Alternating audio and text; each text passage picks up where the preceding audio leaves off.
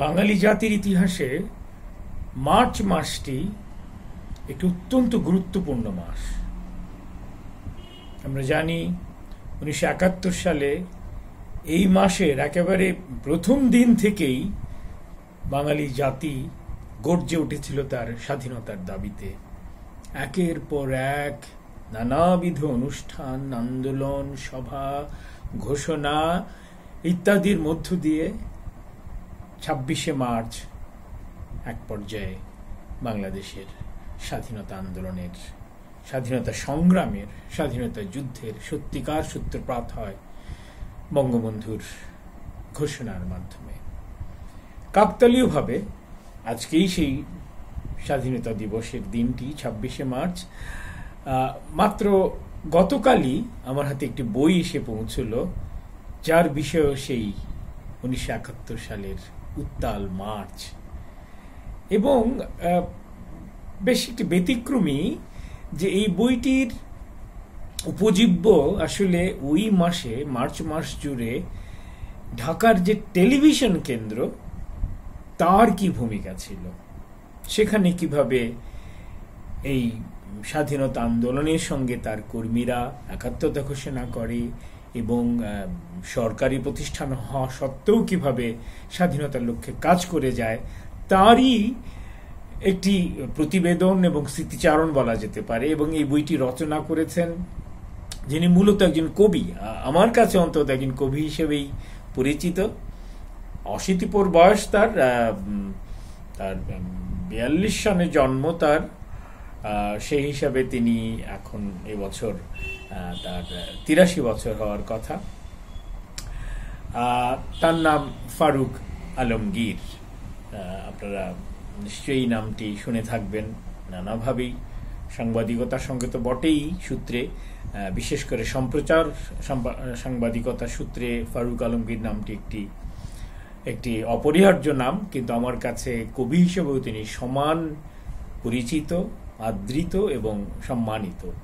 তো ফারুক আলমগীর তার 1971 সালের টেলিভিশনের যে অভিজ্ঞতা, সেই নিয়ে, বিশেষ করে মার্চ মাসটিতে, সেই নিয়ে একটি স্মৃতিচারণামূলক গ্রন্থ রচনা করেছেন সম্প্রতি, এবং সেটি আমাকে উপহার পাঠিয়েছেন, যা গতকালই আমার হস্তগত হয়েছে। বইটির নাম উত্তাল মার্চ 1971।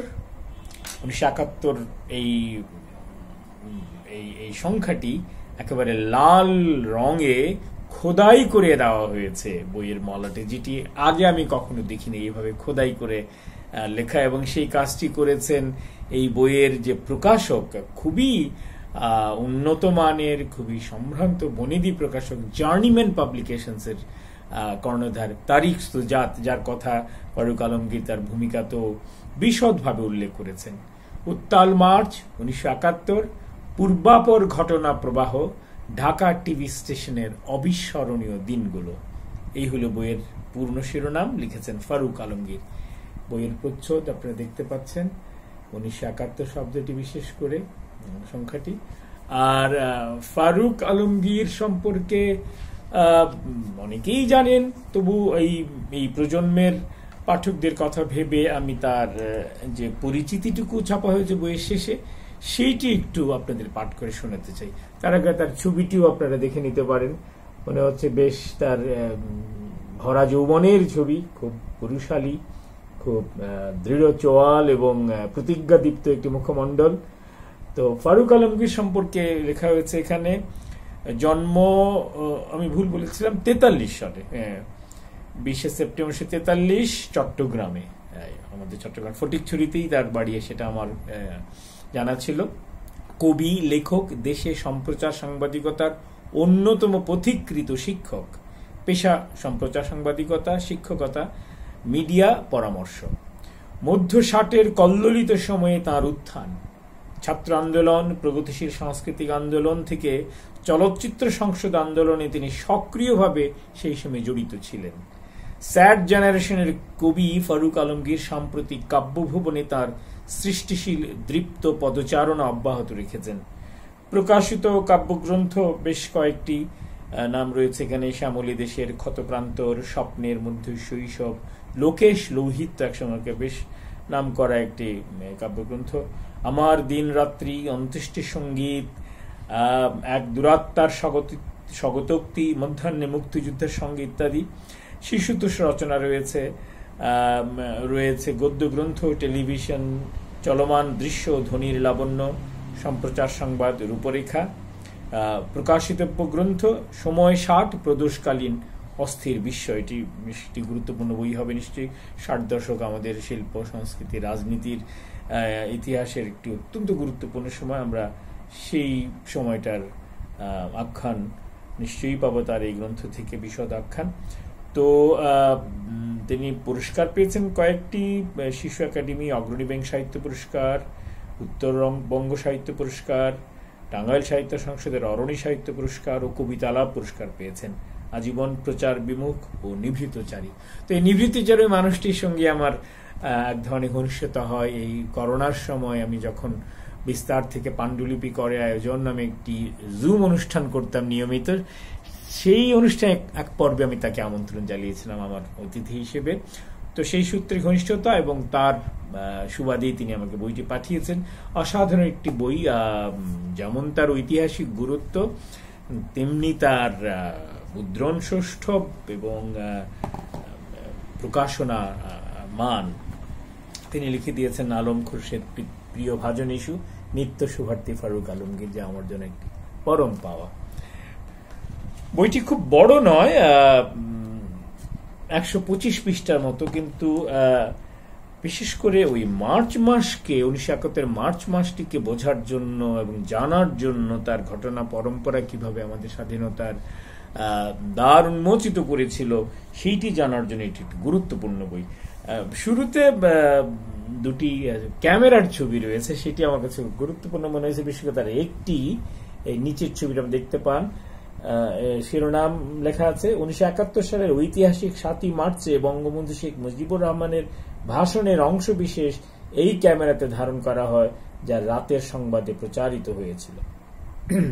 এটি একটি ঐতিহাসিক বিষয় এবং তিনি সেখানে উপস্থিত ছিলেন।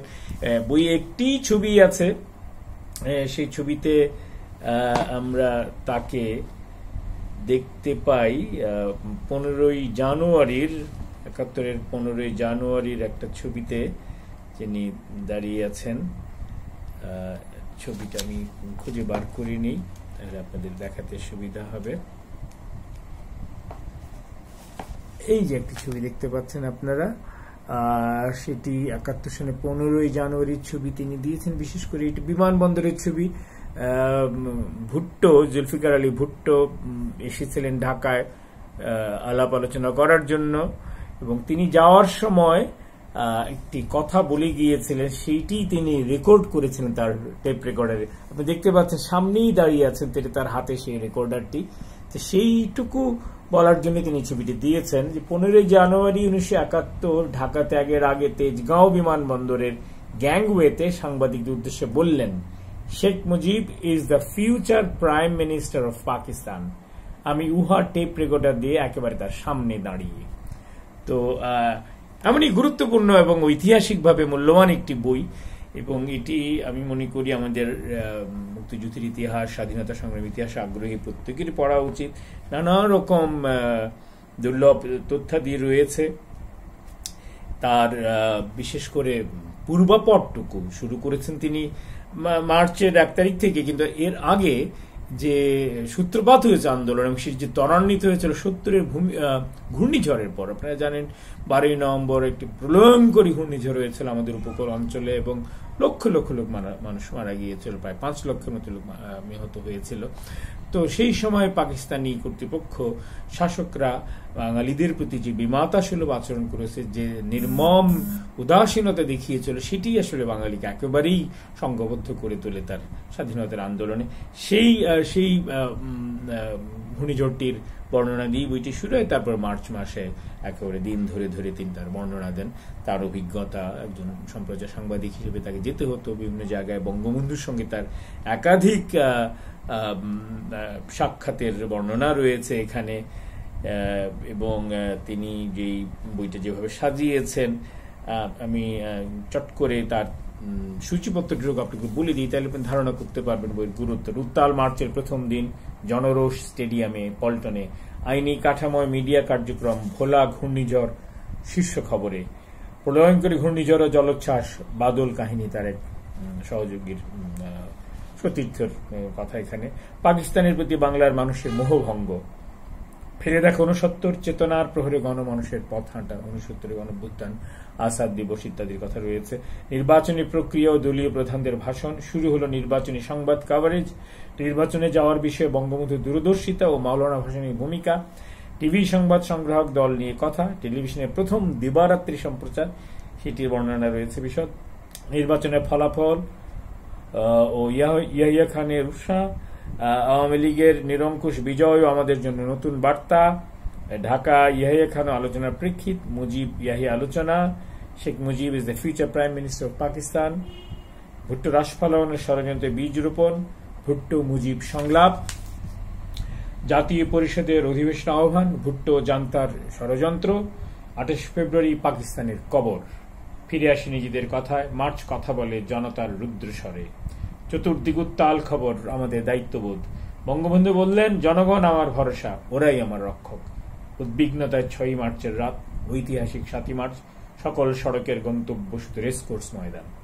উত্তাল রেসকোর্স, উদ্বেলিত জনতা, এবারের সংগ্রাম স্বাধীনতার সংগ্রাম, বঙ্গবন্ধুর ভাষণের নির্যাস, শুধু ঢাকা টিভি স্টেশন প্রচার করেছিল রাতে, টিক্কা খানে শপথ নেওয়া হল না, মাওলানা ভাষণে লাকুম দিন হুকুম, বঙ্গবন্ধু বললেন ইউডিআই করে দিছি, ভুট্টো টাল বাহানা, প্রেসিডেন্টের ফরমান জারি, টালমাটাল দেশ, ভুট্টো রহস্যজনক ঢাকা আগমন, 23 মার্চ কোথাও পাকিস্তানের পতাকা ওড়েনি, উড়েছে বাংলাদেশের পতাকা, ঢাকা টিভি স্টেশনে পাকিস্তানি পতাকা ও সঙ্গীত বাজেনি, সারা দেশ উদ্বিগ্নতা পাকিস্তানি নেতৃবৃন্দের মধ্যে, 24 মার্চ রাত, বঙ্গবন্ধু নির্দেশ নিতে গেলে তাঁর কথায় আমাদের ভাবান্তর, 25 মার্চের রাত, বঙ্গবন্ধু আমাদের দ্রুত ঘরে ফিরে যেতে বললেন, 25 মার্চের কাল রাত, উৎকণ্ঠা আমাদের, কালুরঘাট বেতার ট্রান্সমিশন ভবন, ঘোষণা এলোমেলো, মৃত্যুপুরী ঢাকা, ইতিহাসের সবচেয়ে ঘৃণ্য গণহত্যা।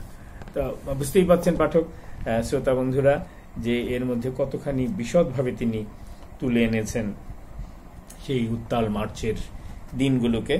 আমার উপস্থাপনা মূলত এই বইটির একটি পরিচিতিমূলক, আপনাদের সঙ্গে জানানো, বইটির প্রকাশের কথা যেন আপনি সংগ্রহ করতে পারেন, সংগ্রহ করে, আগেই বলেছি প্রকাশক জার্নিম্যান। তবে আমি শেষ করার আগে ছোট্ট একটি অংশ পাঠ করে নিতে চাই বইটি থেকে, ওই অধ্যায় থেকে, যেটির নাম মার্চ কথা বলে জনতা রুদ্র স্বরে।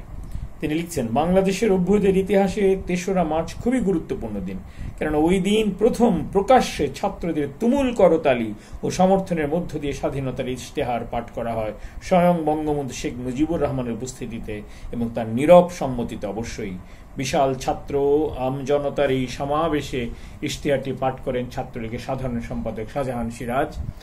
আমার সৌভাগ্য হয়েছিল ডিআইটির উল্টো দিকে এই সমাবেশ দেখার ও কভার করার, কেননা বঙ্গবন্ধু যেখানে প্রধান অতিথি, সেই সমাবেশ কভার করার ক্ষেত্রে টিভি বার্তা কক্ষের কোনো অসুবিধার কথা নয়।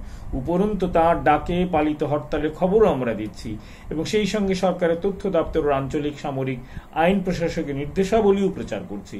আমার এখনো মনে আছে, ইশতেহার একটি লক্ষ্য আমাকে খুবই আলোড়িত করেছিল, যেখানে বলা হয়েছিল স্বাধীন ও সার্বভৌম বাংলাদেশ গঠন করে অঞ্চলে অঞ্চলে, ব্যক্তিতে ব্যক্তিতে বৈষম্য নিরসন কল্পে, বিশেষ করে সমাজতান্ত্রিক অর্থনীতি চালু করে কৃষক শ্রমিক রাজ কায়েম করা, বাঙালি জাতীয় বাংলা ভাষা, কৃষ্টিয় সংস্কৃতির পূর্ণ বিকাশের সঙ্গে ওই কথাটি একটু ঘুরিয়ে আমরা টিভি সংবাদ প্রচার করেছিলাম একটু বুদ্ধি করে, যার জন্য কর্তৃপক্ষের কেউ আমাদের প্রশ্ন করতে পারে নাই। সবচেয়ে উল্লেখযোগ্য আরেকটি বিষয় কথা বলতে চাই, তা হলো এই ইশতেহারে রবীন্দ্রনাথের আমার সোনার বাংলা আমি তোমায় ভালোবাসি গানটি প্রথমবারের মতো জাতীয় সঙ্গীত রূপে ঘোষণা করা হয়। প্রিয় পাঠক, শ্রোতা বন্ধুরা, আমার উপস্থাপনা এখানেই শেষ। আমি খুবই আনন্দিত এবং আপ্লুত যে ফারুক আলমগীর এই গ্রন্থটি রচনা করেছেন। ইতিহাসের একটি অজানা অধ্যায়ের উপর আলো ফেলেছেন, একেবারে তার প্রত্যক্ষদর্শীর অভিজ্ঞতার সূত্রে সেই বইটি প্রকাশ করেছে জার্নিম্যান। এবং এই বইটি আমি মনে করি আমাদের ইতিহাস, আমাদের রাজনীতি, আমাদের স্বাধীনতার যে আন্দোলনের যে গৌরবময় অধ্যায় সেটিকে বোঝার জন্য একটি অত্যন্ত গুরুত্বপূর্ণ প্রভাবক হিসেবে কাজ করবে। তো আপনারা বইটি সংগ্রহ করবেন, পাঠ করবেন এবং আমাদের স্বাধীনতা সংগ্রামকে আরো আরো তার যে কাঙ্ক্ষিত লক্ষ্য, তিনি যেটা বলছিলেন যে সমাজতান্ত্রিক উদ্দেশ্যের জন্যই তিনি আপ্লুত হয়েছিলেন, একটা বৈষম্যমুক্ত, একটা উদার, অগ্রসর, অসাম্প্রদায়িক বাংলাদেশ হিসেবে গড়ে তোলার কাজে আপনারা সবাই এই গ্রন্থ থেকে প্রেরণা, অনুপ্রেরণা সংগ্রহ করে সেই কাজে যার যার সাধ্য মতো লিপ্ত হবেন, এই প্রত্যাশা এবং আমার ব্যক্তিগত অঙ্গীকার জানিয়ে আজকের পাঠ এখানেই শেষ করছি আমি। আপনারা সবাই ভালো থাকবেন। আবারও স্বাধীনতা দিবসের, বাংলাদেশের মহান স্বাধীনতা দিবসের শ্রদ্ধা, ভালোবাসা ও অভিনন্দন জানিয়ে আজকের মতো এখানেই বিদায় নিচ্ছি।